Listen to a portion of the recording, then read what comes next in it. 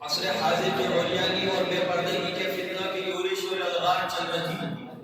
جو انسان دودھ کی حفاظت کے لیے بلیوں کے خوف سے دودھ کو چھپانا اور گوشت کو بازار سے خرید کر چیل کے خوف سے چھپا کر گھر لانا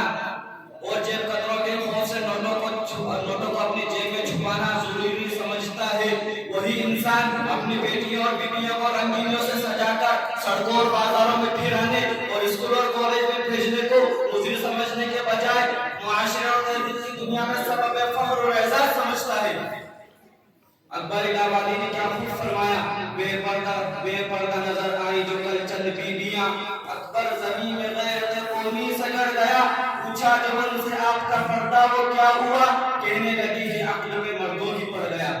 معزز سامعین، ایک عورت جب 5 ہجری میں پردے کا حکم آیا تو رات کو حکم آیا، کسی کو پتہ چلا کسی کو پتہ نہیں چلا۔ ایک عورت آئی، دیکھا تو ساری عورتیں چادروں میں چھپی ہوئی، پتہ نہیں کیا ہوا، کہنے لگی تجھے پتہ نہیں رات میں پردے کا حکم آیا؟ تو کہا مجھے تو کوئی پتہ نہیں۔ تو انہوں نے اسی وقت ایک بچے کو نماز کے بعد گھر بھیجا کہ بیٹا جاؤ گھر سے چادر لے کر آؤ۔ وہ بچہ گیا گھر سے چادر لے کر آیا، چہرے کو چھپا کے جب اپنے گھر پہنچی تو خاوند نے فرمایا جب تجھے پتہ ہی وہاں جا کر چلا تھا تو اس تکلف کی کیا ضرورت تھی، یہی آ کر شروع کر دیتی۔ تو کہنے لگی کہ اللہ کے حکم کا پتہ چلنے کے بعد میری جرأت نہ ہوئی کہ میرا قدم اس کی مرضی کے خلاف اٹھاؤں۔ معزز سامعین، آج کے لباس نہیں دیکھتے، ساری کمر ننگی ہو رہی ہے، سارے لباس میں سارے بازو ننگے ہو رہے ہیں۔ یہ مغرب کی بیٹیاں بن کر عزت پانا چاہتی ہے۔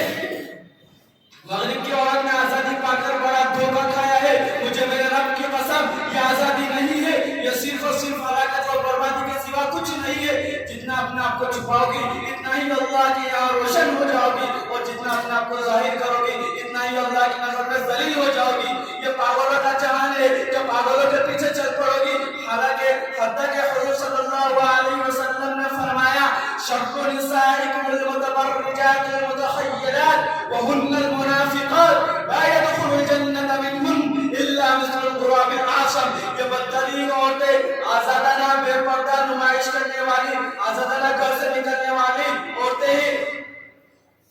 ان میں سے یہ نام کے منافق مسلمان، یہ نام کے مسلمان منافق ہے، ان میں سے ایک کا دکا ایک آدھ کو چھوڑ کر کوئی جنت میں نہیں جائے گی۔ آج یہ علانیہ گناہ ہے، یہ سب کے سامنے کیا جاتا ہے، اس کے کرنے والوں کو ہزاروں لاکھوں انسان دیکھتے ہیں۔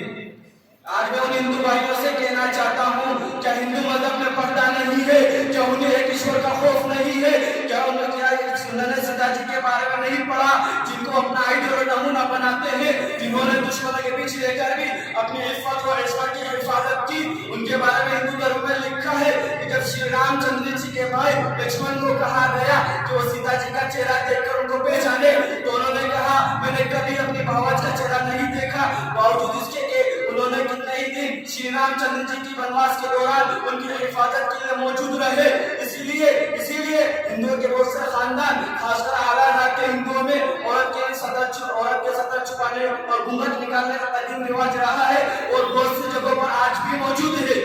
اور یہ گھونگھٹ اتنا بڑا ہوتا ہے کہ سر، چہرہ اور سینے کا حصہ اچھی طرح چھپ جاتا ہے۔ قرآن کی تعلیمات سے معلوم چلتا ہے کہ یہود مذہب میں بھی پردے کا حکم ہے۔ یہود عیسائیوں کے یہاں حضرت مریم علیہ السلام کی شخصیت آئیڈیل اور نمونہ ہے، اور راہبات کے لیے سر چھپانا ضروری ہے ہی، اس کے علاوہ بادشاہی فرقوں کے نزدیک سطر چھپانا ضروری ہے، بلکہ